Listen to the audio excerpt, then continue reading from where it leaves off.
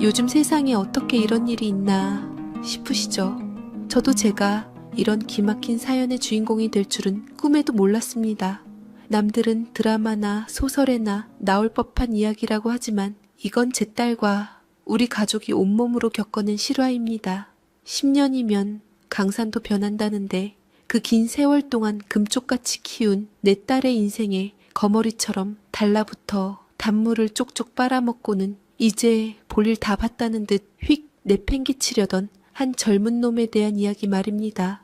생각만 해도 지금도 뒷목이 뻐근하고 혈압이 오르는 것 같지만 이 이야기를 끝까지 들어보시면 제 속이 왜 시원하다 못해 후련하기까지 한지 아시게 될 겁니다. 우리 딸 개은이가 대학교 1학년 때였습니다. 하루는 집에 와서 얼굴이 발그레해져서는 설레는 얼굴로 다가와서 제게 깜찍하게 말을 했습니다.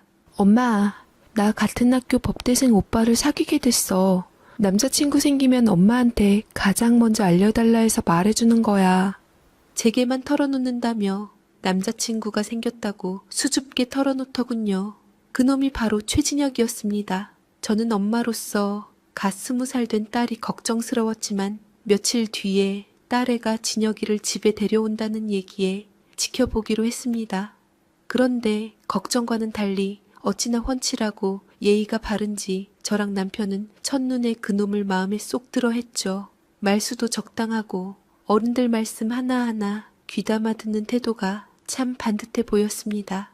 그때만 해도 진혁이네 집안이 꽤 괜찮았습니다. 아버지가 중소기업을 운영하셨는데 사업이 꽤 잘 된다고 들었거든요. 우리 집도 남부럽지 않게 사는 편이라 둘이 생각보다 오랫동안 만나는 걸 보면서 남편은 벌써부터 설레발치며 최서방하며 사위 대접을 톡톡히 했습니다. 저 역시 우리 개운이 남자 하나는 잘 골랐구나 싶어 흐뭇했고요. 그렇게 두 아이는 캠퍼스 커플로 알콩달콩 예쁘게 사랑을 키워나갔습니다. 학교 다닐 땐 물론이고 졸업하고 우리 딸이 먼저 대기업에 취직한 뒤에도 둘의 사이는 변함이 없었죠. 진혁이는 졸업 후 로스쿨에 들어가 변호사 시험을 준비했습니다. 공부하는 아들 뒷바라지하는 심정으로 저도 주말마다 진혁이 먹을 밑반찬이며 보양식을 바리바리 싸서 딸의 편에 보내주곤 했습니다. 그때만 해도 그놈은 그걸 받아들고는 어머니, 정말 감사합니다. 꼭 합격해서 은혜 갚겠습니다. 깍듯하게 인사를 하던 놈이었습니다. 모든 것이 순조로워 보였습니다. 진혁이가 시험에만 합격하면 양가 부모님 모시고 상견례하고 날짜 잡는 일만 남았다고 생각했죠. 그런데 사람 인생이라는 게 참 한치 앞을 모르는 거더군요. 진혁이가 시험을 1년 앞둔 어느 가을밤이었습니다. 다 늦은 시간에 딸애한테 전화가 왔는데 애 목소리가 심상치 않았습니다. 울음이 잔뜩 섞인 목소리로 말하더군요. 엄마, 빨리 좀 나와봐. 심장이 덜컥 내려앉아 급하게 옷을 챙겨 입고 아파트 현관문을 나섰는데 세상에 우리 딸이 웬 커다란 캐리어 옆에 웅크리고 앉아 울고 있는 진혁이의 등을 토닥여주고 있는 겁니다. 개은아, 이게 무슨 일이냐? 제 목소리에 고개를 든 진혁이의 얼굴은 눈물 콧물로 범벅이 되어 있었습니다. 차마 말을 잇지 못하고 어깨만 들썩이는 그놈 대신 딸애가 자초지종을 설명했습니다. 아버지가 믿었던 동업자에게 사기를 당해 회사가 부도가 났고 집이며 차며 모든 재산이 하루아침에 압류당했다는 겁니다. 충격을 이기지 못한 아버지는 쓰러져 병원에 입원하셨고 어머니는 이혼 서류 한 장 남기고 집을 나가버렸다고요. 그야말로 드라마에서나 보던 일이었습니다. 어제까지 멀쩡했던 집안이 하루아침에 풍비박산이 난 거죠. 갈 곳이 없어진 진혁이는 캐리어 하나에 짐을 되는 대로 쑤셔넣고 무작정 우리 집 앞으로 찾아온 거였습니다. 그날 밤 저희 부부는 잠을 이룰 수가 없었습니다. 남편은 담배만 뻑뻑 태우며 한숨을 쉬었고 저는 눈앞이 캄캄했습니다. 솔직한 심정으로는 딸애가 이쯤에서 그놈과 인연을 정리했으면 싶었습니다. 이제 막 사회생활 시작한 내 딸 인생에 저렇게 큰 짐을 지게 하고 싶지 않은 게 어미 마음 아니겠습니까? 하지만 우리 딸은 제 생각보다 훨씬 더 마음이 깊고 단단한 아이였습니다. 다음 날 아침 퉁퉁 부은 눈으로 제 앞에 앉더니 그러더군요. 엄마, 나 진혁 오빠 못 버려. 이럴 때일수록 내가 옆에 있어줘야지. 그 한마디에 저는 더 이상 아무 말도 할 수가 없었습니다. 그날 이후 진혁이는 학교 근처 월세 15만 원짜리 고시원 쪽방으로 거처를 옮겼습니다. 그리고 우리 딸의 지독한 순정과 헌신이 시작되었습니다. 그날 이후 우리 딸 개은이의 삶은 완전히 달라졌습니다. 퇴근하면 친구들 만나 수다 떨고 주말이면 쇼핑도 하던 스물 온데간데 없고 오직 최진혁이라는 남자의 그림자만 돌보는 사람처럼 살았죠. 진혁이는 로스쿨을 휴학하고 닥치는 대로 아르바이트를 시작했습니다.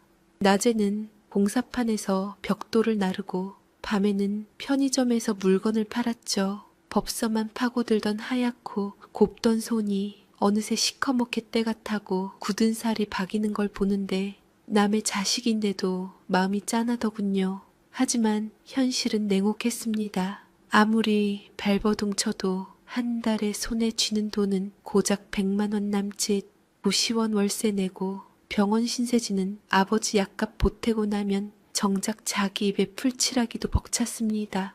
그런 진혁이를 보며 가장 속을 끓인 건 역시 우리 딸이었습니다. 개은이는 자기 월급날이면 어김없이 진혁이의 고시원으로 향했습니다. 자기 용돈을 쪼개서 진혁이 통장에 몰래 돈을 넣어주기도 하고 철마다 오시며 신발을 사다 날랐죠. 처음에는 진혁이도 자존심 때문에 극구 사양했지만 하루하루 말라가는 제 몸뚱이를 이길 수는 없었을 겁니다. 결국엔 개은이가 주는 도움을 묵묵히 받기 시작하더군요. 저는 그런 딸애를 보는 게 참 힘들었습니다. 이제 막 사회생활 시작해서 한창 꾸미고 싶고 친구들과 어울리고 싶을 나이에 남자친구 뒷바라지하느라 자기 인생은 없는 것처럼 사는 모습이 안쓰러워 미칠 것 같았습니다. 하루는 퇴근하고 돌아온 딸애를 붙잡고 조심스럽게 말을 꺼냈습니다. 개은아, 엄마는 네가 네 인생을 살았으면 좋겠다. 언제까지 그렇게 밑빠진 독에 물 붓기만 할 거니? 진혁이가 대체 뭐길래? 그냥 엄마 마음으로는 헤어지고 다른 사람 만났으면 좋겠다. 제 말에 딸애는 아무 대답 없이 고개만 푹 숙이더군요. 그 모습을 보니 더는 모진 말을 할 수가 없었습니다. 그저 속으로만 저 지독한 순정이 언제까지 갈까 한숨을 쉴 뿐이었죠. 그렇게 1년이 흘렀습니다. 진혁이는 다시 학교로 돌아갔지만 상황은 조금도 나아지지 않았습니다. 공부와 아르바이트를 병행하려니 몸이 축나는 건 당연했고 성적은 곤두박질 쳤습니다. 그러던 어느 날 저녁 남편이 퇴근하고 돌아와 저를 조용히 부르더군요. 여보, 아무래도 내가 나서야 할 것 같소. 남편은 며칠을 깊이 고민한 듯 했습니다. 다음 날 남편은 진혁이를 우리 집으로 불렀습니다. 저와 딸애가 지켜보는 앞에서 남편은 진혁이에게 통장 하나를 내밀었습니다. 이 돈 자네 로스쿨 졸업할 때까지 쓸 학비네. 내가 빌려주는 거야. 대신 조건이 있네. 나중에 꼭 훌륭한 변호사가 돼서 이 돈 반드시 자네 힘으로 갚게. 이건 자네 자존심을 지켜주기 위한 내 마지막 배려야. 아버님, 제가 어떻게 이걸 받게? 괜찮아. 그냥 빌려주는 거 아니라고 했잖아. 우리 이랑 함께 성장하는 거 보면서 자네를 아들처럼 생각했는데 그간 정으로도 이 정도는 해줄 수 있네. 그 순간 진혁이는 남편 앞에 무릎을 꿇고 엉엉 울었습니다. 바닥에 이마를 찧어가며 서럽게 울더군요. 아버님, 정말 감사합니다. 이 은혜 평생 잊지 않겠습니다. 애처로운 그 모습을 보는데 저도 모르게 눈시울이 뜨거워졌습니다. 그래, 저놈 심성은 착한 녀석이야. 지금의 고생이 나중에 더 큰 사람이 되기 위한 밑거름이 되겠지. 그렇게 스스로를 위안했습니다. 남편의 도움으로 진혁이는 다시 공부에만 집중할 수 있게 되었습니다. 그리고 우리 딸의 뒷바라지는 더욱 극진해졌죠. 이제는 학비 걱정은 덜었으니 생활비는 온전히 딸의 몫이었습니다. 개은이는 회사에서 받는 월급의 절반 이상을 진혁이를 위해 썼습니다. 진혁이가 공부하는데 방해될까봐 고시원 방음이 잘 안 된다며 작은 원룸을 얻어주고 영양제며 몸에 좋다는 음식은 철마다 챙겨 먹였습니다. 저는 딸의 통장 잔고가 매달 바닥을 보이는 걸 알면서도 차마 아무 말도 할 수 없었습니다. 이미 남편까지 나서서 그놈을 돕기로 한 마당에 제가 반대해봤자 모녀 사이만 나빠질 게 뻔했으니까요. 그저 내 딸이 선택한 사랑이니 믿고 지켜봐 주자고 마음을 다잡을 뿐이었습니다. 시간은 쏜살같이 흘러 진혁이가 변호사 시험을 보는 날이 왔습니다. 그날 새벽 딸애는 잠도 안 자고 도시락을 싸더군요. 진혁이가 좋아하는 반찬들로 3단 도시락을 꽉 채우고 따뜻한 보온병에 꿀물까지 타서 시험장 앞에 나갔습니다. 그렇게 시험을 마치고 나온 진혁이는 딸애를 보자마자 와락 껴안고 한참을 울었다고 합니다. 그리고 얼마 뒤에 합격자 발표가 났습니다. 천만다행으로 그동안의 모든 사람의 염원으로 진혁이는 우수한 성적으로 합격했고 변호사 자격증을 따게 되었지요. 그리고 우리나라에서 손꼽히는 대형 로펌에 취직을 하게 되었습니다. 그 소식을 듣던 날 우리 가족은 모두 모여 얼싸 기뻐했습니다. 딸애는 그동안의 고생이 생각났는지 눈물을 펑펑 쏟았고 남편은 거봐 내 사람 보는 눈이 틀리지 않았지 라며 껄껄 웃었습니다. 저 역시 이제야말로 내 딸 인생에 벼들 날이 왔구나 싶어 가슴 벅찼습니다. 그렇게 우리 딸의 지독했던 순정은 10년 만에 드디어 해피엔딩을 맞는 것처럼 보였습니다. 그렇게 최진혁이가 대형 로펌에 들어갔다는 소식은 시작에 불과했습니다. 얼마 지나지 않아 더 좋은 소식이 연달아 들려왔죠. 억울하게 옥살이를 하시던 진혁이 아버지가 재심해서 무죄 판결을 받고 풀려나셨다는 겁니다. 그것도 모자라 국가를 상대로 한 손해배상 소송에서 이겨 수십억 원의 보상금까지 받게 되었다더군요. 하루아침에 나락으로 떨어졌던 집안이 몇 년 만에 예전보다 더 큰 불을 안고 화려하게 재기한 셈이었습니다. 그 소식을 듣고 저와 남편은 우리 일처럼 기뻐했습니다. 이제 정말 고생 끝이다. 시집가서 호강할 일만 남았구나. 우리가 고생한 보람이 있어. 남편은 입이 귀에 걸려서는 동네방네 우리 예비 사위가 이번에 큰 로펌 들어갔다며 자랑을 하고 다녔습니다. 얼마 뒤 진혁이 부모님이 저희 집으로 직접 찾아왔습니다. 예전에 수척했던 모습은 온데간데 없고 말끔한 정장에 값비싼 장신구를 두른 모습이 영락없는 사모님, 사장님이었습니다. 그분들은 저희 부부 앞에 깊이 고개를 숙이며 그동안 감사했다는 말을 몇 번이고 반복했습니다. 정말 뭐라 드릴 말씀이 없습니다. 저희 아들이 가장 힘들 때 이렇게까지 보살펴 주셔서 이 은혜는 평생 잊지 않겠습니다. 아닙니다. 진혁이가 열심히 공부한 덕분인데요. 그리고 우리가 어디 보통 인연입니까? 이제 우리 서로 사돈 맺을 사이고 부부가 될 녀석들 아닙니까? 당연히 장인으로서 해줄 수 있지요. 진혁이 아버지는 그 자리에서 남편에게 빌렸던 학비 전액과 그동안 우리 딸이 진혁이에게 보태준 생활비까지 이자를 두둑하게 쳐서 건넸습니다. 저희는 극구 사양했지만 그분들은 막무가내로 저희에게 빚지는 게 싫다고 내밀었지요. 이건 도리가 아닙니다. 꼭 받으셔야 합니다. 저희는 빚지고는 못 삽니다. 빚이라니요. 다 식구인데. 아직은 결혼하지 않았으니 말입니다. 그제서야 뻘쭘하니 남편은 돈을 받았고 왠지 모르게 마음 한구석이 서운했지만 그래도 묵은 빚을 청산한 듯 후련한 마음도 들었습니다. 그날 양가 부모는 자연스럽게 아이들의 결혼 이야기를 꺼냈습니다. 저는 조심스럽게 진혁이 어머님 손을 잡으며 말을 건넸지요. 사부인, 이제 더 미룰 거 있겠습니까? 내년에 날짜 잡아서 빨리씩 올리시지요. 우리 개은이 같은 며느리 세상에 또 없습니다. 그렇죠. 개은이 오래 쭉 지켜봤는데 괜찮은 애지요. 우리 딸 예쁘게 봐주시니 너무 감사합니다. 앞으로도 사돈들에게 지 부모보다 잘하는 딸 노릇할 겁니다. 그렇게 모든 것이 일사천리로 진행되는 듯 했습니다. 우리 딸은 오랜 기다림 끝에 드디어 사랑의 결실을 본다는 생각에 하루하루 얼굴에 웃음꽃이 피었습니다. 퇴근 후에는 진혁이와 함께 신혼집이며 혼수를 보러 다니느라 바빴죠. 그 모습을 보는 제 마음도 덩달아 설레고 행복했습니다. 그런데 이상한 낌새가 느껴지기 시작한 건 그때부터였습니다. 진혁이는 로펌에 들어간 지 몇 달 만에 외제차를 샀습니다. 아직 갚아야 할 은혜가 산더미 같은 놈이 첫 월급 타자마자 억소리 나는 차부터 샀다는 게 제 상식으로는 이해가 가지 않았습니다. 딸애에게 넌지시 물어보니 조심스럽게 말을 하더라고요. 엄마, 변호사라는 직업이 겉으로 보이는 것도 중요하대.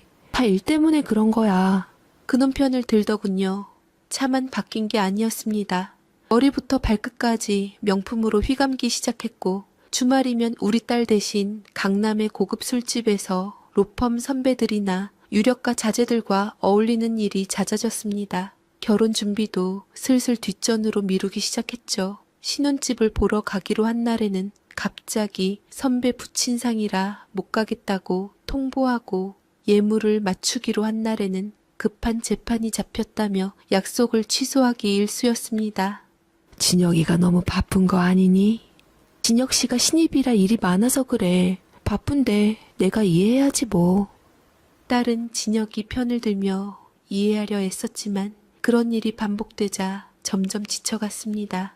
주말 내내 진혁이만 기다리다 허탕을 치고는 저녁 늦게 풀이 죽어 집으로 돌아오는 딸의 뒷모습을 볼 때마다 제 속은 까맣게 타들어갔습니다. 어느 날 저녁 제가 보다 못해 한마디 했습니다. 개은아, 너희 요즘 무슨 문제 있니? 진혁이 사람이 좀 변한 것 같더구나. 그런 거 아니야. 진짜 바빠서. 진혁 오빠가 너무 바빠서. 제 말에 딸애는 애써 웃으며 고개를 저었지만 눈가는 이미 빨갛게 달아올라 있었습니다. 그날 밤 딸의 방에서 밤늦도록 흐느끼는 소리가 들렸습니다. 불길한 예감은 틀리는 법이 없더군요. 저는 진혁이의 눈빛이 변했다는 걸 느꼈습니다. 예전에는 우리 딸을 볼 때마다 꿀이 뚝뚝 떨어지는 눈으로 바라보던 놈이 어느 순간부터인가 귀찮고 성가시다는 듯한 표정을 숨기지 못했습니다. 우리 집에 와서도 예전처럼 싹싹하게 굴지 않고 소파에 드러누워 휴대폰만 만지작거리기 일쑤였죠. 그놈의 태도가 결정적으로 이상하다고 느낀 건 제 생일날이었습니다. 해마다 제 생일이면 제일 먼저 찾아와 어머니 생신 축하드립니다 라며 꽃다발을 안기던 놈이었습니다. 그런데 그 해에는 전화 한 통 없더군요. 딸애가 몇 번이나 전화를 걸었지만 받지도 않았습니다. 저녁 늦게서야 겨우 연락이 닿았는데 한다는 소리가 깜빡했네. 죄송해요 어머니였습니다. 그 건조한 목소리를 듣는 순간 제 마음속에서 무언가 툭 하고 끊어지는 소리가 났습니다. 진혁이가 변했구나.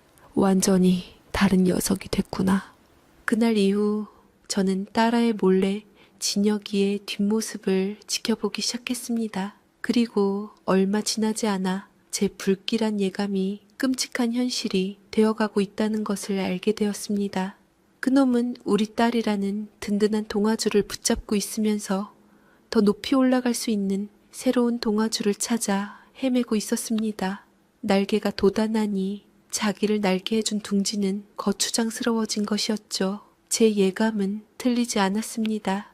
최진혁, 그놈은 우리 딸 몰래 다른 세상을 꿈꾸고 있었습니다. 결혼 준비는 핑계만 대며 차일피일 미루면서 밤에는 강남에 번쩍이는 사교클럽을 제 집처럼 드나들더군요. 거기서 뭘 하고 다니는지는 불 보듯 뻔했습니다. 변호사라는 번듯한 명함을 무기 삼아 더 좋은 배경을 가진 여자들을 만나고 다니는 것이었죠. 저는 차마 이 사실을 딸에게 말할 수 없었습니다. 제 입으로 딸의 10년 순정을 무너뜨리고 싶지 않았습니다. 그저 개은이가 스스로 깨닫고 마음을 정리하기를, 그래서 덜 상처받기를 바랄 뿐이었습니다. 하지만 우리 딸은 너무 착하고 순진했습니다. 진혁이의 변명을 곧비곧대로 믿으며 오히려 자기 탓을 하더군요. 그 모습을 보는 제 속은 시커멓게 숫덩이가 되어갔습니다. 그러던 어느 날 딸의 친구에게서 전화 한 통을 받았습니다. 백화점 VIP 라운지에서 일하는 친구였는데 얼마 전에 최진혁이 웬 젊은 여자와 함께 와서 수백만 원짜리 명품 가방을 사가는 걸 봤다는 겁니다.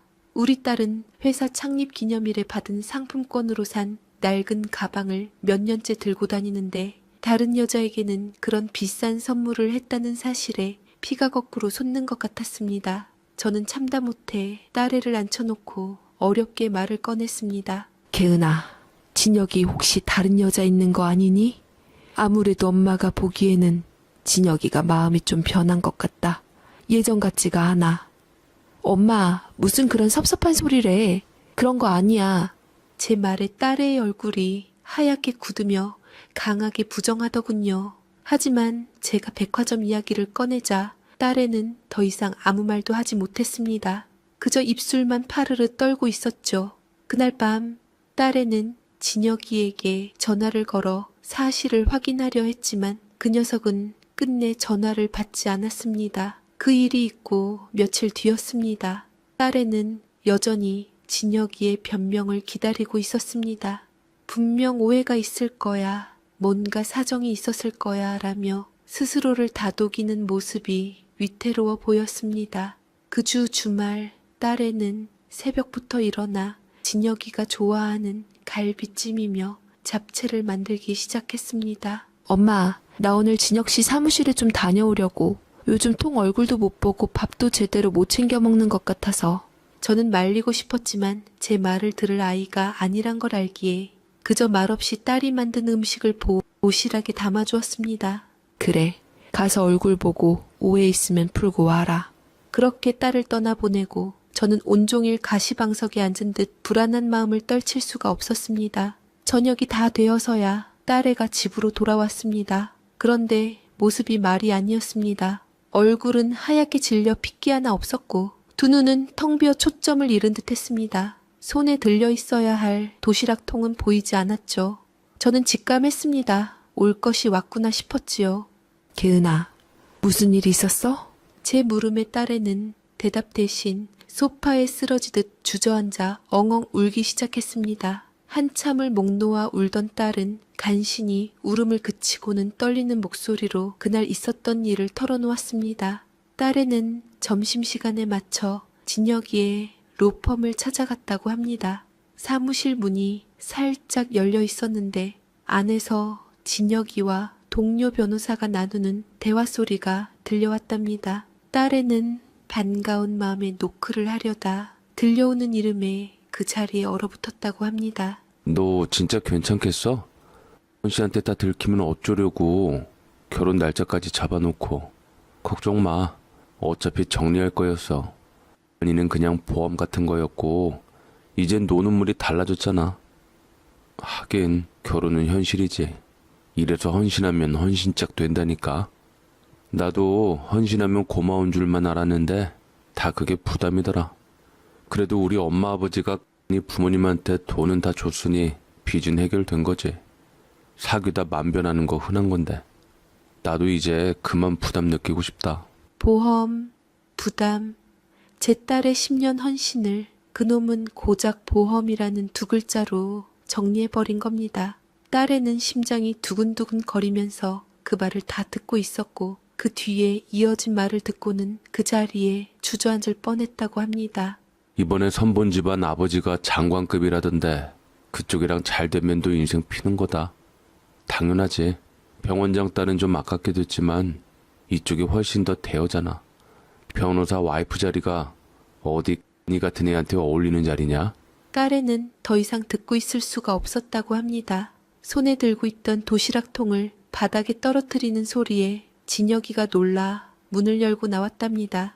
그리고 문 앞에 서 있는 딸애를 보고는 귀신이라도 본 듯한 표정을 짓더군요. 그 순간 딸애는 아무 말도 하지 않고 뒤돌아섰다고 합니다. 뒤에서 진혁이가 딸아이가 가는 것을 보고도 희죽 웃고는 보고만 있었고 딸애는 그 표정을 본 뒤 소름이 돋아 배신감에 그 건물을 빠져나왔다고요. 이야기를 마친 딸애는 다시 갓난아기처럼 서럽게 울었습니다. 저는 아무 말 없이 딸의 등을 쓸어주었습니다. 제 가슴은 갈기갈기 찢어지는 것 같았지만 지금은 제가 울 때가 아니었습니다. 제 딸을 지켜야 했습니다. 그 배은망덕한 놈으로부터, 그리고 무너져 내리는 자기 자신으로부터. 그날 밤 저는 결심했습니다. 더 이상 내 딸이 저런 놈 때문에 눈물 흘리게 두지 않겠다고. 우리 집은 웃음소리가 사라졌습니다. 딸애는 방에 틀어박혀 나오지 않았고 며칠 동안 물 한 모금 제대로 넘기지 못했습니다. 10년 동안 쌓아 올린 사랑과 믿음이 한순간에 모래성처럼 무너져 내렸으니 그 심정이 오죽했겠습니까? 멍하니 허공만 바라보다가도 밤이 되면 이불을 뒤집어 쓰고 어깨를 들썩이며 울었습니다. 그 모습을 지켜보는 제 심장은 칼로 도려내는 듯 아팠습니다. 그 와중에도 최진혁, 그놈은 뻔뻔하기 짝이 없었습니다. 딸의 휴대폰으로 전화 한 통화, 문자 한 통이 없더라고요. 며칠 뒤 퇴근하고 돌아온 남편이 굳은 얼굴로 저를 불렀습니다. 최진혁이 회사 앞으로 찾아와 몇 시간이고 남편을 기다렸다고 합니다. 그러자 진혁은 사람들을 의식한 나머지 남편을 보자마자 무릎부터 꿇더랍니다. 아버님, 네가 일방적으로 오해한 겁니다. 저는 아무 문제가 없어요. 그게 무슨 말인가? 일방적으로 오해를 했으면 어떻게 해서든 풀려고 노력을 해야지.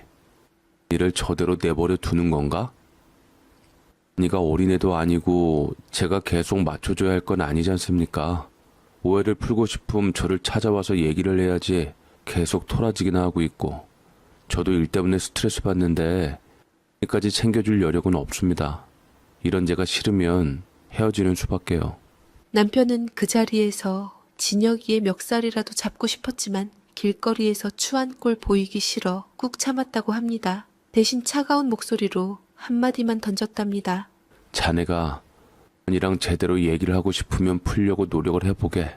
정말 오해인지는 모르겠지만 자네 행동 오해가 아니라 사실이라면 이미 용서받을 선을 넘었네. 용서요? 진혁이는 용서라는 말에 비웃었고 남편은 이를 악물며 뒤를 돌아서 왔다고 합니다. 그날 밤 남편은 술을 진탕 마시고 들어오며 계속 주정을 하더라고요. 내가 사람을 잘못 봤어. 내 손으로 괴물을 키웠어.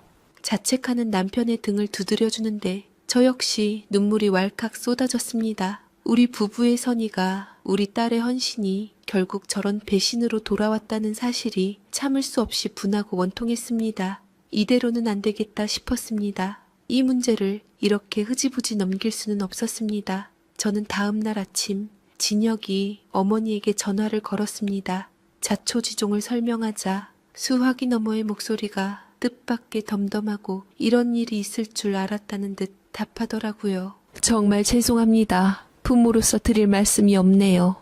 왜 드릴 말씀이 없습니까? 어떻게 해서든 진혁이를 설득을 하셔야지요. 아니면 우리 개은이랑 결혼 안 하는 겁니까? 저희가 빚은 갚았지 않습니까? 개은이가 진혁이를 위해서 노력한 건 알지만 결혼은 강제로 되는 게 아니지 않습니까? 뭐라고요? 헌신하면 헌신짝 된다더니만 지금 그래서 개은이를 진혁이 짝으로 못 맺어주겠다는 겁니까? 그게 아니라 저는 누구보다 아들의 의견을 존중하고 싶을 뿐입니다. 일단은 뵙고 말씀드리지요. 진혁이도 개은이도 다 같이 말이에요. 그렇게 양가 부모와 두 아이가 직접 만나서 이 문제의 끝을 보기로 했습니다. 며칠 뒤 저희는 시내의 한적한 카페에서 만나기로 약속을 잡았습니다. 약속 장소로 나가는 딸의 얼굴은 하얗게 질려 있었지만 눈빛만은 이상할 정도로 차분하고 단호했습니다. 더 이상 울지 않더군요. 카페에 도착하니 진혁이네 부모님이 먼저 와서 기다리고 있었습니다. 저희를 보자마자 가볍게 목례를 하더라고요. 예전처럼 감사하다고 울고불고 매달릴 때와는 다른 태도였습니다. 진혁이 어머니는 제 손을 붙잡고 사과를 했지만 저는 그 어떤 말도 건넬 수 없었습니다. 잠시 후 문제의 장본인인 최진혁이 카페 안으로 들어섰습니다. 얼굴은 여전히 좋아 보였고 그 비싼 옷과 시계는 여전하더군요. 그에 반면 우리 개은이는 얼굴이 반쪽이 되어 있었지요. 진혁이는 가족 앞에 서서 고개를 푹 숙였습니다. 그리고는 준비해온 듯한 말을 기계적으로 내뱉기 시작했습니다. 제게 상처를 받았다면 진심으로 사과드립니다. 하지만 저희는 다 큰 성인이고 결혼에 대해 결정할 권리가 있다고 생각합니다. 저희가 이미 혼인신고를 한 것도 아니고 그냥 흘러가는 대로 마음 가는 대로 했으면 좋겠습니다. 진혁이가 뻔뻔스럽게 얘기를 하자 조용히 듣고만 있던 우리 딸이 처음으로 입을 열었습니다. 오빠가 원하는 게 그거야? 마음 가는 대로? 딸의 말에 카페 안의 공기가 순간 얼어붙었습니다. 진혁이가 입을 굳게 다물고 개은이를 쳐다보았고 딸애는 그 눈을 똑바로 쳐다보며 말을 이었습니다. 네가 나한테 한 짓은 짐승도 안 할 짓이야. 나를 저울 위에 올려놓고 더 좋은 조건 여자랑 비교하며 나를 버리기로 선택한 거잖아. 안 그래? 그 말에 진혁이는 아무 대답도 하지 못했습니다. 그때였습니다. 카페 문이 열리며 웬 젊고 화려하게 차려입은 여자가 안으로 들어왔습니다. 그리고는 주위를 두리번거리다 진혁이를 발견하고는 환하게 웃으며 다가왔습니다. 어머, 진혁씨, 여기서 다 보네? 어쩐 일이야? 이분들은 부모님이셔? 그 여자는 바로 진혁이가 백화점에서 명품 가방을 사주었던 병원장 딸 유세라였습니다. 순간 카페 안의 모든 사람들이 그 자리에 얼어붙었습니다. 뜻밖의 얼굴에 의연했던 진혁이의 얼굴은 하얗다 못해 파랗게 질려갔죠. 그야말로 아수라장이었습니다. 유세라는 어리둥절한 표정으로 우리와 진혁이를 번갈아 쳐다봤고 진혁이 부모님은 망연자실한 얼굴로 아들을 바라봤습니다. 그 아수라장의 한가운데서 우리 딸은 오히려 가장 침착한 표정으로 그 여자를 향해 입을 열었습니다. 그 한마디가 모든 배신의 서막을 찢어 발기는 신호탄이 될 줄은 그때는 아무도 몰랐습니다. 그야말로 아수라장이었습니다. 갑자기 나타난 젊은 여자는 어리둥절한 표정으로 우리 테이블과 최진혁을 번갈아 쳐다봤고 진혁이의 얼굴은 종이장처럼 하얗게 질려 있었죠. 그놈 부모님은 차마 고개도 들지 못하고 바닥만 내려다보고 있었습니다. 그 숨막히는 정적을 깬 건 놀랍게도 제 딸 개은이었습니다. 딸애는 자리에서 일어나 그 여자에게 가볍게 목례를 하더군요. 그리고는 아주 차분하고 또렷한 목소리로 말했습니다. 안녕하세요.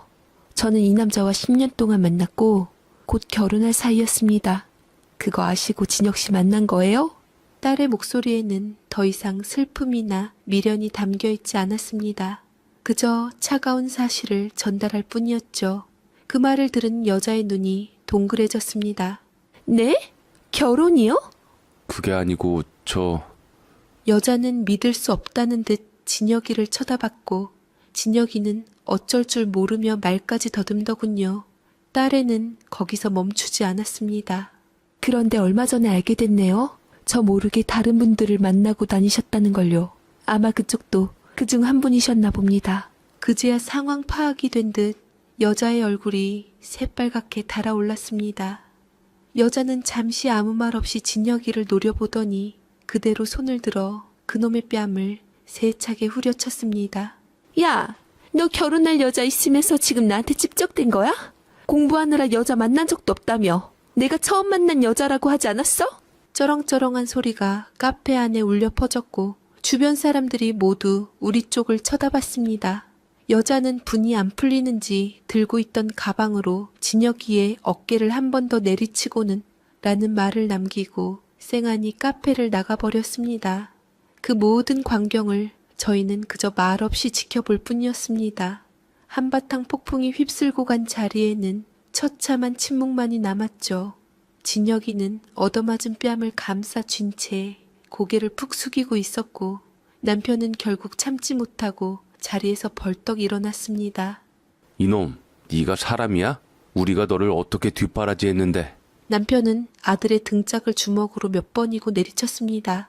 그러자 그 녀석 어머니가 옆에서 남의 아들 그만 잡으세요. 결혼했다 바람핀 것도 아니고 대체 왜 그러시는데요? 돈도 다 드렸잖아요. 필사적으로 남편을 말렸지만 이미 눈물로 얼굴이 범벅이 되어 있었습니다. 그 꼴을 더는 보고 있을 수가 없었습니다. 남편이 씩씩대다가 도저히 분이 안 풀렸던지 제 어깨를 감쌌습니다. 여보, 하나 가자. 여기서 더 볼 일 없다. 남편의 말에 저와 딸애는 미련 없이 자리에서 일어섰습니다. 뒤에서 진혁이 어머니가 이제 다 끝난 거냐고 확인사살하면서 저희를 붙잡았지만 저희는 더 이상 상종하고 싶지 않아 한 번도 뒤돌아보지 않고 그 카페를 빠져나왔습니다. 집으로 돌아오는 차 안에서는 아무도 말을 하지 않았습니다. 저는 운전하는 남편의 옆모습을 그리고 뒷좌석에 앉은 딸의 얼굴을 번갈아 쳐다봤습니다. 딸애는 창밖만 멍하니 바라보고 있었는데 그 얼굴에 눈물 한 방울 흐르지 않았습니다. 그 모습이 오히려 더 마음 아팠습니다. 울음조차 나오지 않을 만큼 마음속이 텅 비어버린 것이겠지요. 그날 밤 딸애는 자기 방에 있던 모든 물건을 정리하기 시작했습니다. 진혁이와 함께 찍었던 사진들, 그놈에게 받았던 편지와 선물들, 10년의 세월이 담긴 모든 흔적들을 하나도 남김없이 검은 비닐봉지에 쓸어 담더군요. 그리고는 다음 날 아침 그 봉지를 아파트 쓰레기 분리수거장에 말없이 버리고 출근했습니다. 그날 이후 우리 가족에게 최진혁이라는 이름은 금기어가 되었습니다. 그놈 부모님에게서 몇 번이고 전화가 오고 집 앞까지 찾아와 문을 두드리기도 했지만 저희는 끝까지 만나주지 않았습니다. 이미 엎질러진 물이었고 더 이상 그 집안과 엮이고 싶지 않았습니다. 딸애는 아무 일 없었다는 듯이 행동했습니다. 아침이면 평소처럼 일어나 출근했고 저녁이면 꼬박꼬박 집에 들어와 밥을 먹었습니다. 하지만 저는 알고 있었습니다. 딸애가 밤마다 잠 못 이루고 뒤척인다는 것을, 혼자 있을 때면 소리 없이 눈물을 삼킨다는 것을요. 살이 하루가 다르게 쭉쭉 빠져서 결혼을 앞두고 맞춰두었던 예복이 헐렁해질 정도였습니다. 그 모습을 지켜보는 제 마음은 천갈래 찢어지는 것 같았습니다. 내 딸 눈에서 피눈물 나게 한 그놈을 생각하면 자다가도 벌떡 일어나 이를 갈았습니다. 반드시 천벌을 받을 것이다. 내 딸이 흘린 눈물만큼, 아니 그보다 100배, 1000배는 더 고통스럽게 무너질 것이다. 저는 매일 밤 그렇게 기도하고 또 다짐했습니다. 하지만 막상 이를 갈아도 그 녀석한테 복수할 방법이 떠오르진 않더라고요. 우리가 참 착한 사람들이다. 당하기만 하지 갚질 못하는구나. 그저 더러운 인연을 끊어내고 우리 가족의 상처를 보듬는 데만 집중하기로 했습니다. 하지만 세상에는 눈이 있고 하늘에는 법이 있더군요. 저희가 아무것도 하지 않았는데도 그놈은 스스로 파멸의 길로 걸어 들어가기 시작했습니다. 그 시작은 아주 작은 균열에서부터였습니다. 그렇게 한 달이라는 시간이 흘렀습니다. 우리 집은 폭풍이 휩쓸고 간 뒤의 고요함, 바로 그 자체였습니다. 딸에는 여전히 말이 없었고 예전처럼 살갑게 웃는 일도 드물었지만 그래도 조금씩 제자리를 찾아가는 것처럼 보였습니다. 밥도 꼬박꼬박 챙겨 먹었고 주말이면 친구들을 만나 영화를 보기도 했습니다. 억지로 괜찮은 척하는 게 눈에 보여 마음이 아팠지만 스스로 이겨내려는 딸의 노력을 그저 묵묵히 지켜봐줄 뿐이었습니다. 최진혁, 그놈에 대한 소식은 더 이상 들려오지 않았습니다. 저희가 모든 연락을 차단했으니 당연한 일이었죠. 아마 그놈은 우리 딸을 정리하고 원래 계획대로 더 좋은 배경을 가진 여자를 찾아 나섰을 겁니다. 생각하면 피가 거꾸로 솟았지만 애써 외면했습니다. 더러운 똥은 무서워서 피하는 게 아니라 더러워서 피하는 거니까요. 그러던 어느 날 저녁이었습니다. 퇴근하고 돌아온 딸애가 저를 조용히 부르더군요. 표정이 어딘가 복잡해 보였습니다.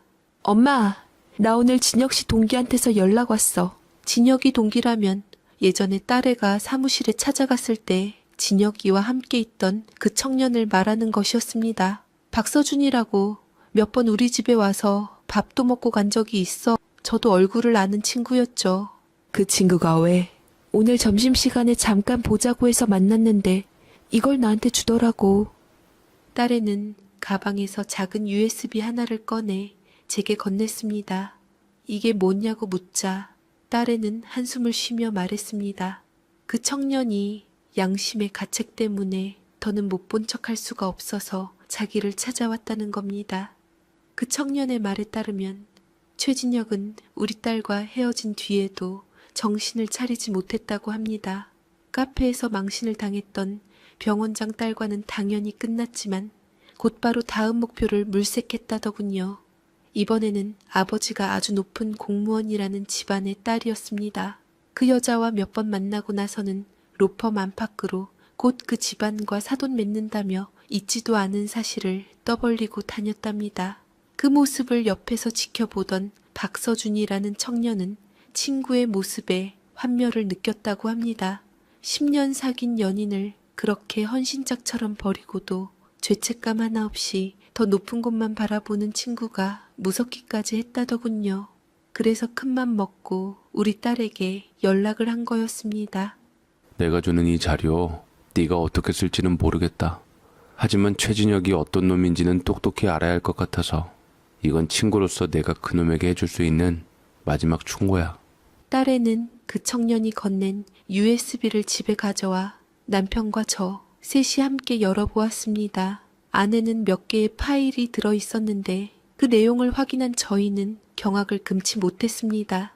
거기에는 최진혁이 그동안 만났던 여자들의 신상 정보가 담긴 문서 파일이 있었습니다. 그런데 그 정보의 출처가 기가 막혔습니다. 바로 로펌의 의뢰인 관리 시스템이었습니다. 그놈은 변호사라는 직위를 악용해 로펌의 사건을 의뢰하러 온 부잣집 딸들의 개인 정보를 몰래 빼돌려 자기 여자친구 리스트를 만들고 있었던 겁니다. 이름, 나이, 집안 배경은 물론이고 심지어 재산 규모와 가족관계까지 상세하게 정리되어 있었습니다. 그 중에는 얼마 전 카페에서 마주쳤던 병원장 딸의 정보도 있었습니다. 그녀는 과거 로펌에 법률 자문을 구하러 왔던 의뢰인이었고 진혁이는 그때 빼돌린 연락처로 그녀에게 접근했던 것이었습니다. 이건 단순히 바람을 피운 도덕적인 문제를 넘어 명백한 범죄 행위였습니다. 변호사가 의뢰인의 비밀을 누설하고 사적으로 이용하는 것은 변호사법을 정면으로 위반하는 중범죄였으니까요. USB 안에는 진혁이와 박서준이 나눈 메신저 대화 내용도 있었습니다. 박서준이 너 이러다 큰일 나. 변호사라는 직분으로 일해도 되는 거야? 들키지만 않으면 돼. 원래 세상은 이렇게 사는 거야. 힘없는 놈들이나 정직 타령하는 거지. 박서준의 경고에도 불구하고 진혁이는 별탈 없이 답하더군요. 그 뻔뻔하고 오만한 태도에 저는 온몸에 소름이 돋았습니다. 그날 밤 우리 가족은 아무 말 없이 거실에 앉아 있었습니다. 남편은 굳은 얼굴로 담배만 태웠고 딸애는 텅 빈 눈으로 USB를 내려다보고 있었죠. 제 머릿속은 복잡하게 얽혀 들어갔습니다. 이 증거를 가지고 그놈을 어떻게 궁지로 몰아야 하나? 아니, 그랬다가는 우리 딸 이름만 괜히 오르내리며 더 큰 상처를 받게 될지도 모른다. 한참을 고민하던 제가 조심스럽게 입을 열었습니다. 개은아, 이건 그냥 묻어두자. 저런 놈이랑 엮여서 우리까지 진흙탕에 빠질 필요 없어. 그냥 하늘이 알아서 벌을 줄 거라고 믿자. 그런데 제 말을 듣고 있던 딸애가 조용히 고개를 들었습니다. 그 눈빛은 더 이상 슬픔이나 분노에 차있지 않았습니다. 그보다 훨씬 더 차갑고 단단한 무언가가 자리 잡고 있었죠. 아니, 엄마 이대로 묻어둘 수는 없어. 이건 나를 위한 복수가 아니야. 저런 사람이 계속 변호사라는 직업을 모욕하게 하게 둬서는 안 돼. 그건 또 다른 피해자를 만드는 일이잖아. 딸의 그 한마디가 모든 상황을 바꾸어 놓았습니다.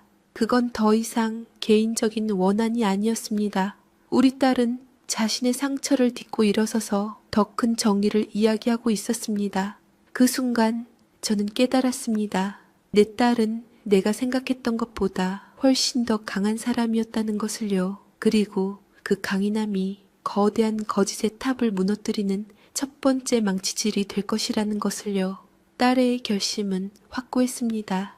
남편과 저는 딸의 선택을 존중하고 지지하기로 했습니다. 하지만 저희는 최진혁이라는 이름 석자를 직접 거론하며 진흙탕 싸움을 벌이고 싶지는 않았습니다. 우리 딸의 이름이 괜한 가십거리에 오르내리게 하고 싶지 않았기 때문이죠. 그래서 저희는 다른 방법을 택하기로 했습니다. 며칠 뒤 딸에는 변호사협회 윤리위원회와 몇몇 언론사의 익명으로 제보 메일을 보냈습니다. 메일에는 대형 로펌에 근무하는 한 변호사가 의뢰인의 개인 정보를 사적으로 유용하고 있다는 내용과 함께 박서준이 건넨 USB 자료의 일부를 증거로 첨부했습니다. 물론 최진혁의 이름이나 우리 딸의 신원은 철저히 감췄습니다. 우리는 그저 물 위에 작은 돌멩이 하나를 던졌을 뿐입니다. 그 돌멩이가 어떤 파문을 일으킬지는 세상의 몫으로 남겨두었죠. 그렇게 며칠이 지났습니다. 아무런 소식이 없자 저는 역시 계란으로 바위치기였나 싶어 조금씩 초조해지기 시작했습니다. 그런데 정말 세상에는 보이지 않는 힘이 존재하는 걸까요? 저희가 던진 돌멩이는 예상치 못한 곳에서 거대한 파도를 만들어내기 시작했습니다. 어느 날 저녁 딸애가 퇴근하고 돌아와 흥미로운 이야기를 들려주었습니다. 딸애의 대학 동기 중에 병원장 딸 유세라와 같은 동문 모임에 나가는 친구가 있었는데 그 친구에게서 연락이 왔다는 겁니다. 며칠 전 모임에서 유세라가 우연히 다른 여자와 이야기를 나누는 걸 들었는데 그 대화 내용이 심상치 않았다는 거죠. 유세라가 이야기를 나눈 상대는 바로 최진혁이 새로 만나고 다니던 그 아버지가 높으신 공무원이라는 김나영이라는 여자였습니다. 두 사람은 서로 아는 사이는 아니었지만 우연히 같은 테이블에 앉게 되어 이야기를 나누게 되었다고 합니다. 그러다 김나영의 남자친구 이야기가 나왔고 익숙한 로펌 이름에 유세라가 그냥 지나치지 못한 것이었지요. 그러다 김나영이 남자친구의 이름을 말하는 순간 굳어버렸다고 합니다. 최진혁 변호사요? 유세라는 잠시 무언가 생각하더니 김나영에게 의미심장한 말을 던졌답니다. 나영 씨, 그 사람 조심하는 게 좋을 거예요. 겉으로 보이는 게 다가 아닌 사람이니까.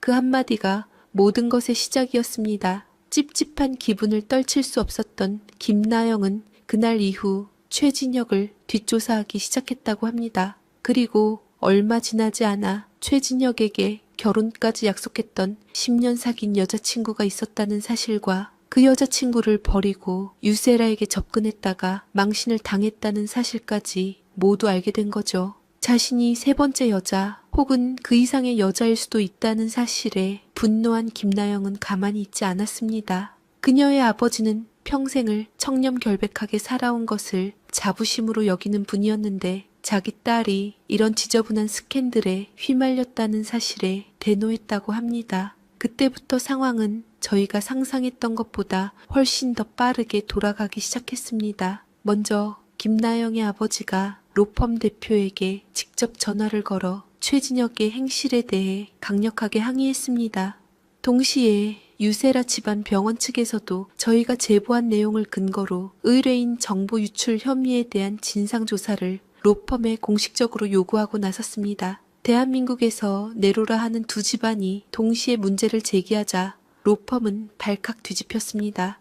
로펌은 즉시 내부 감사에 착수했고 최진혁이 의뢰인 관리 시스템에 무단으로 접근한 기록을 찾아내는 것은 그리 어려운 일이 아니었습니다. 그가 빼돌린 정보가 한두 건이 아니라는 사실까지 밝혀지면서 사태는 걷잡을 수 없이 커졌습니다. 최진혁이 쌓아 올린 거짓의 탑은 그렇게 꼭대기부터 무너져 내리기 시작했습니다. 저희는 그저 멀리서 지켜볼 뿐이었습니다. 저희가 한 일은 진실의 씨앗을 심은 것뿐인데 그 씨앗이 스스로 뿌리를 내리고 줄기를 뻗어 거대한 탑을 휘감고 조여오는 모습은 실로 무서웠습니다. 그제야 저는 깨달았습니다. 진정한 복수는 칼로 상대를 찌르는 것이 아니라 그가 쥐고 있던 칼을 스스로에게 겨누게 만드는 것이라는 것을요. 도미노는 한번 쓰러지기 시작하면 걷잡을 수 없는 법입니다. 최진혁, 그놈의 인생이 바로 그랬습니다. 저희가 터뜨린 작은 진실 하나가 그가 공들여 쌓아 올린 모든 것을 한꺼번에 무너뜨리고 있었죠. 로펌 내부 감사가 시작되고 언론의 기사까지 나가자 유세라와 김나영의 부모들은 거기서 멈추지 않았습니다. 두 집안은 각자의 법무팀을 통해 최진혁을 정식으로 고소했습니다.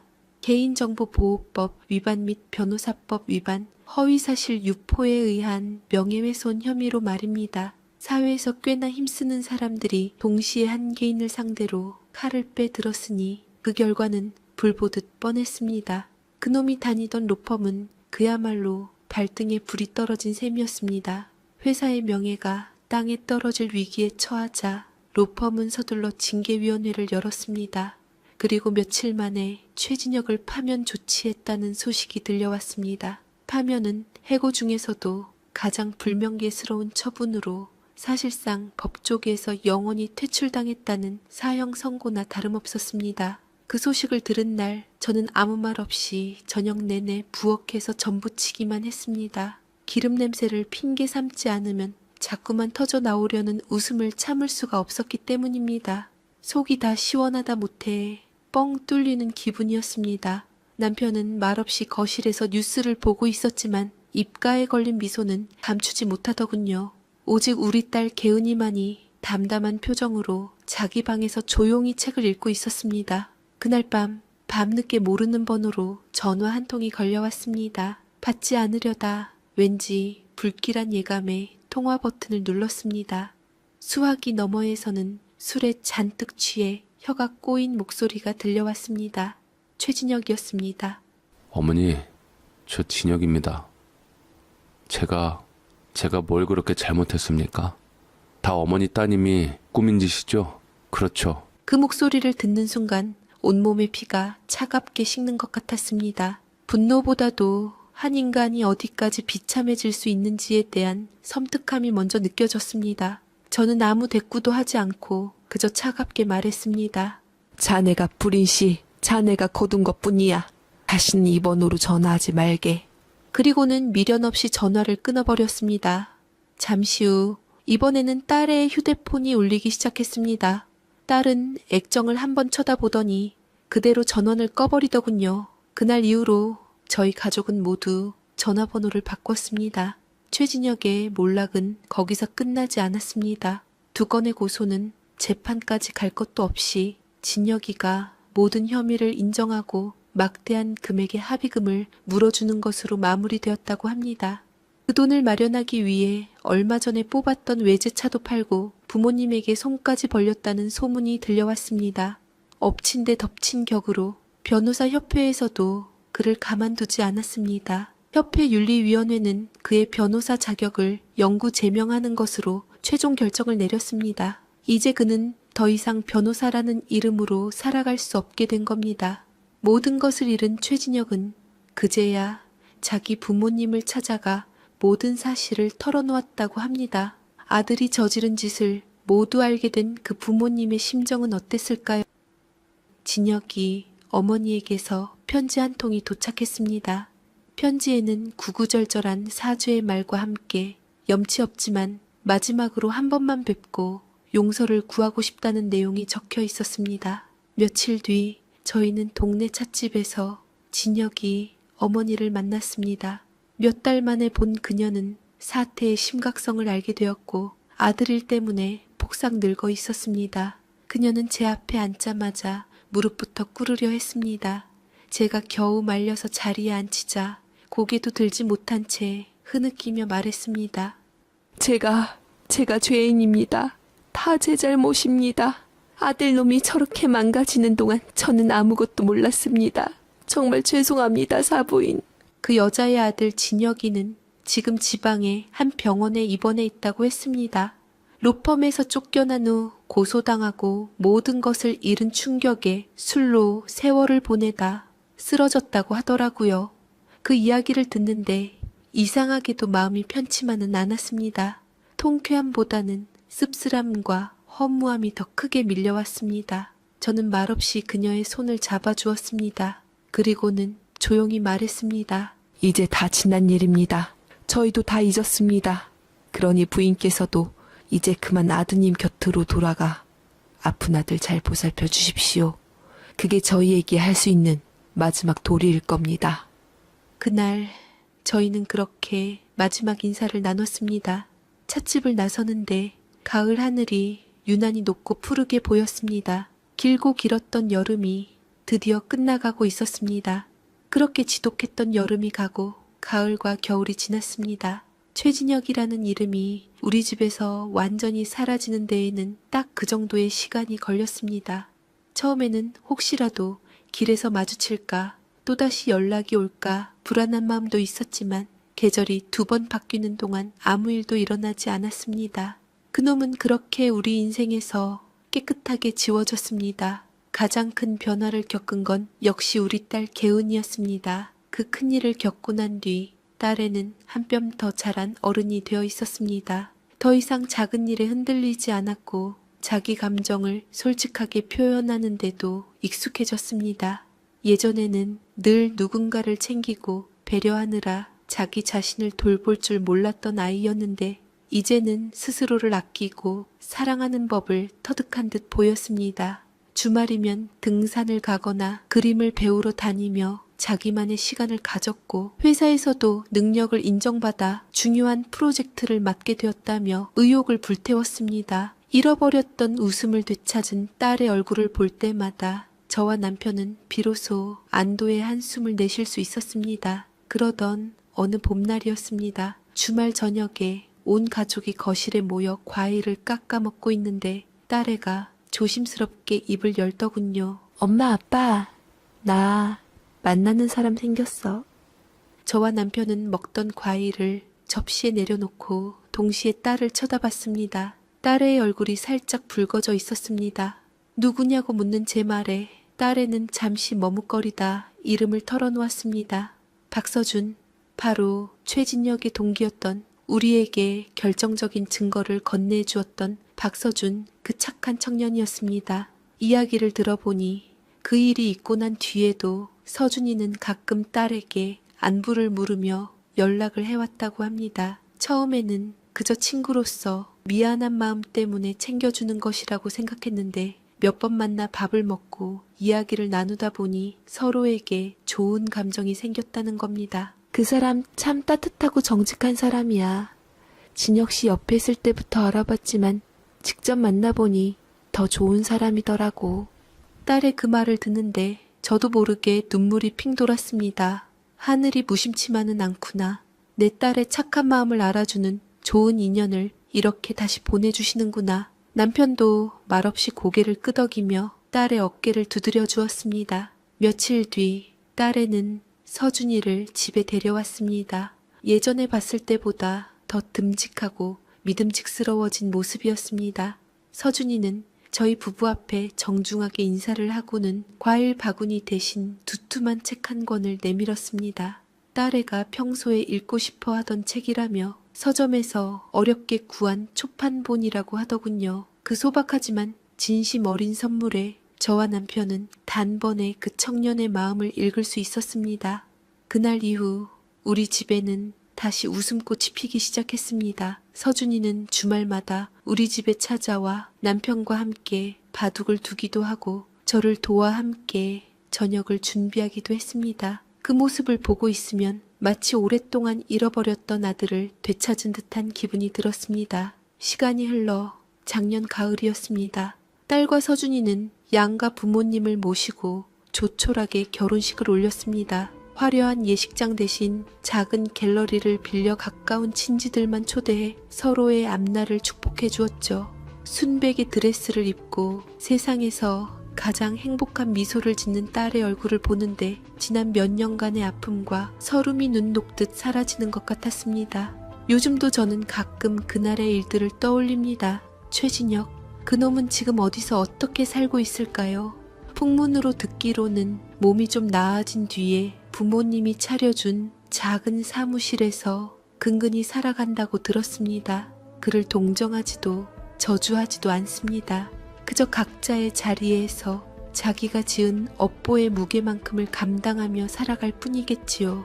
한 가지 확실한 것은 사람은 절대 고쳐 쓰는 게 아니라는 것과 진심은 언젠가 반드시 통한다는 것입니다.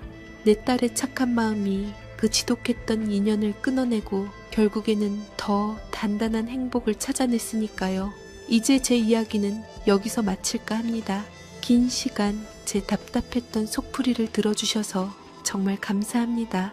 혹시 지금 제 딸과 비슷한 아픔을 겪고 있는 분이 계시다면 이 말만은 꼭 해드리고 싶습니다. 지금 당장은 세상이 무너지는 것 같아도 너무 절망하지 마세요. 겨울이 가면 반드시 봄은 다시 오게 되어 있더군요. 제 사연 읽어주셔서 감사합니다.